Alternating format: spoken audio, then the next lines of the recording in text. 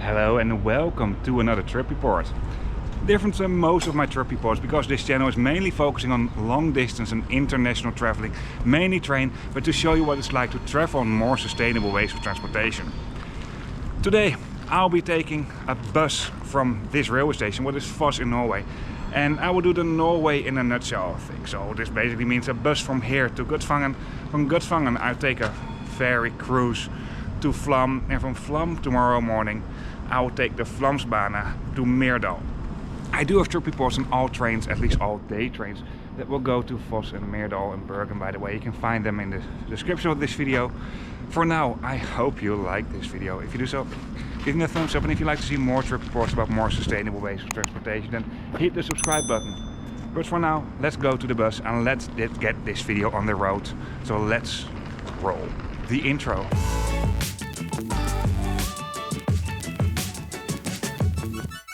However, before we start this video, a quick summary of the entire trip. This trip is a part of a greater journey, where I traveled by train from the Netherlands to Kiel in northern Germany, from where on I took an overnight ferry to Gothenburg in Sweden and continued my way by train to Oslo. I took Norway's fastest train, but also the train that goes on the highest altitude in all of Northern Europe. I traveled by bus and boat towards Flåm, from where on I took the famous Vossevangen. This is the steepest railway in the world that is not using a cogwheel. And of course I also travel with more local trains. This all to show you what it's like to travel on a more sustainable way of transportation and to lower your carbon footprint while traveling. I even took a bus that went on some ferries. And for the last train ride I took a train that called at Norway's most southern railway station. From the town of Kristiansand in the south of Norway I took a ferry back homebound towards the Netherlands. And of course I made trip reports on all of this. You can find them in the description of this video, and if they're not there yet, just stay tuned. I am working for a railway related travel agency in the Netherlands, treinrondreis.nl. And this video is a part of a field trip.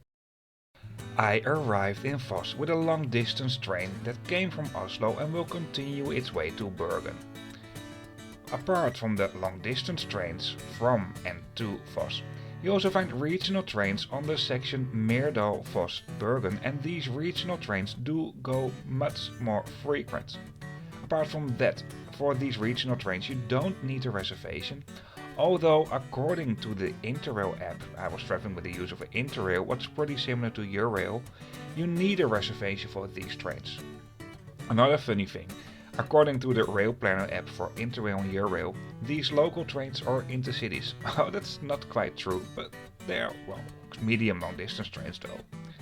At the platform at the railway station of Voss, there's some information about lines from and to here, a vending machine for tickets, but you can also easily buy your tickets online. And at the side of this railway station there's quite a nice old hotel. Although there's another really nice more modern hotel at the other side, and there's even an entrance right at the platform. That's super convenient.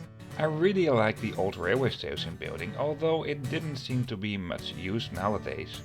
At the front there's a pick-up and drop-off zone for railway passengers by car, but that's basically it. Apart from entrance to a hotel, at the railway track there's even an entrance to a gondola that will take you up on a mountain. Ideal for if you want to go skiing from here, or for a hike in the mountains. There are also some parking spots for bikes, but if you watch this video you're probably more interested in getting around from here and not how about to park your bike. The railway station has been modernized. The new railway station is actually below ground.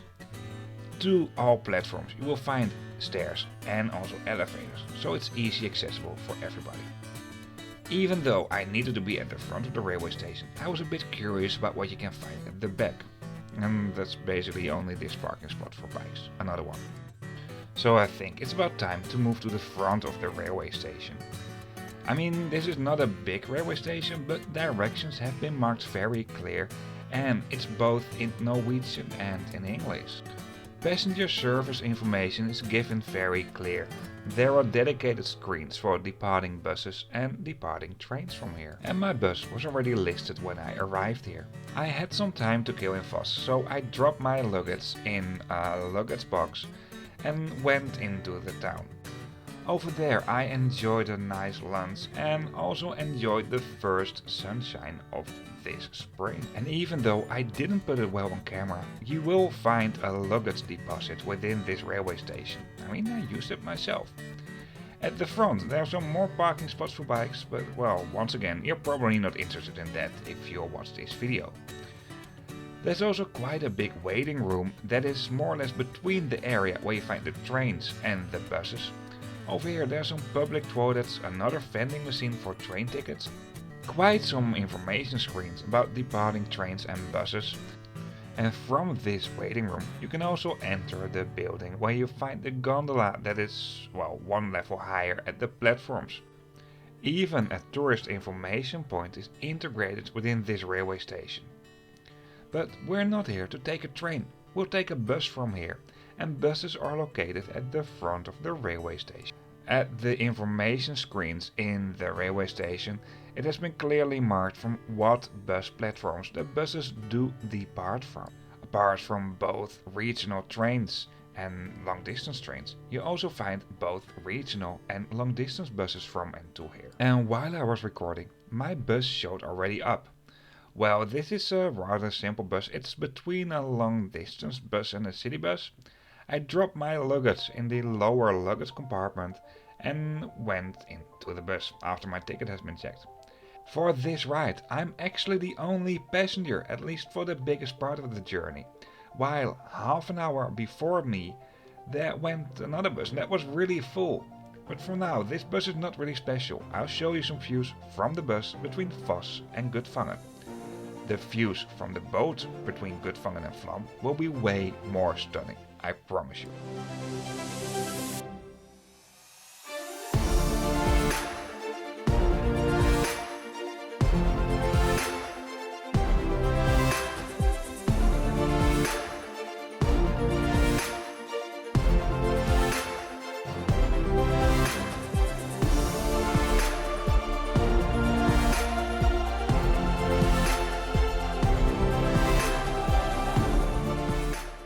The town of Gudvangen is really small, and if you're here off season, it's not that busy either.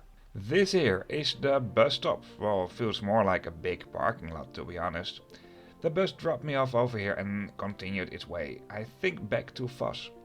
By the way, the bus I just took is a regular line bus, so it will also take and drop people along the way. In Gudvangen there's also something like a Viking village. Well, I guess me being Trainviking, I should feel at home here, but I didn't have that much time and it was off season when I was here, so there wasn't that much to do here anyway. However, keep in mind, if you're here in the high season, so mainly in the summertime, it can be really busy down here. The cruise along the fjord is being operated by fully electric vessels. Today I'll be traveling with the future of the fjords. Apart from this boat, there's also a sister vessel that I saw in Bergen, what is called Vision of the Fjords. When it's high season, both boats will be operating on this route. And even though cruise holidays are in general not sustainable at all, this is different because it's a short ride over the fjords and it's fully electrified. In terms of sustainability, both in pollution but also supporting local economies, cruise ships are just, well, the worst way of having a holiday. I mean, just Google a bit yourself and you will find it out. What's even worse is flying somewhere, go on a cruise holiday and fly back.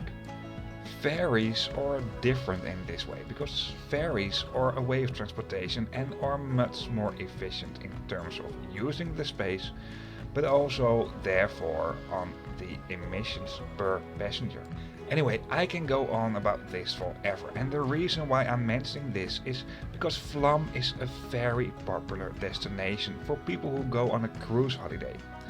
And probably most of them don't even know about how unsustainable having a cruise holiday is, or they just don't care. I started this channel mainly to show people what it's like to travel on a more sustainable way of transportation, and in general take people out of airplanes, but also cars.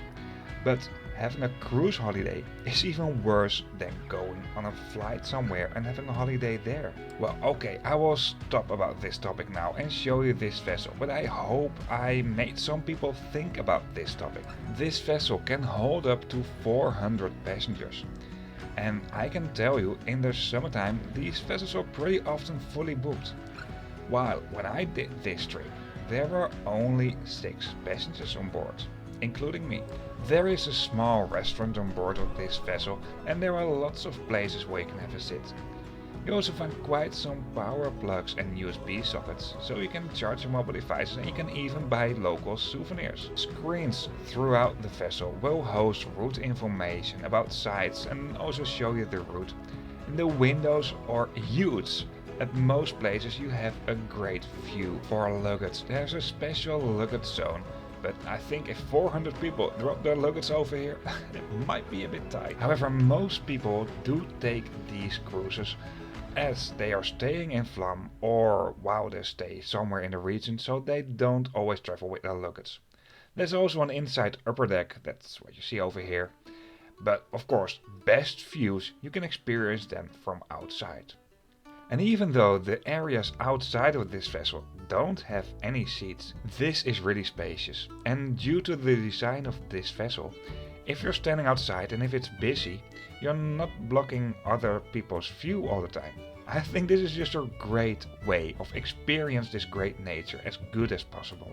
And with this vessel being fully electric, it's also really silent. Because no train tour is complete without doing a toilet review, let me do the same over here.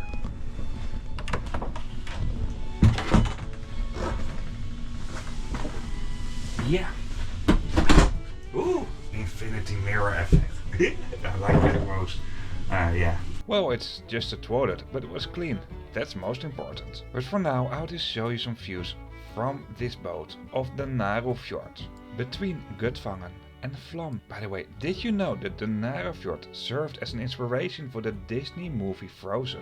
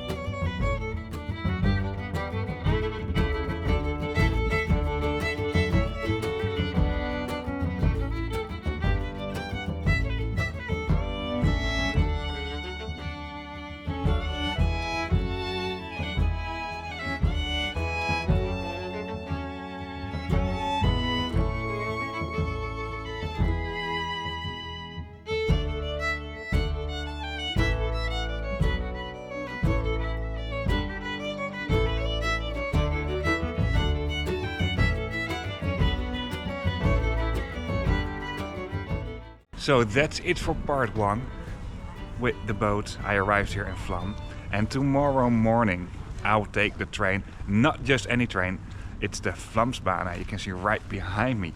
And this is the steepest railway line in the world that is not using a cogwheel.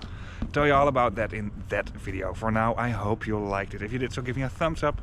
And if you'd like to see more trip reports about more sustainable ways of transportation, then hit the subscribe button. See you on my next video. Did you know that in the description of this video you find a link to a map, and on this map you can find all trip reports I did. This channel is mainly focusing on long distance and international train, sometimes ferry and sometimes bus traveling, to show you what it's like to travel in a more sustainable way of transportation. Once again, thank you for watching.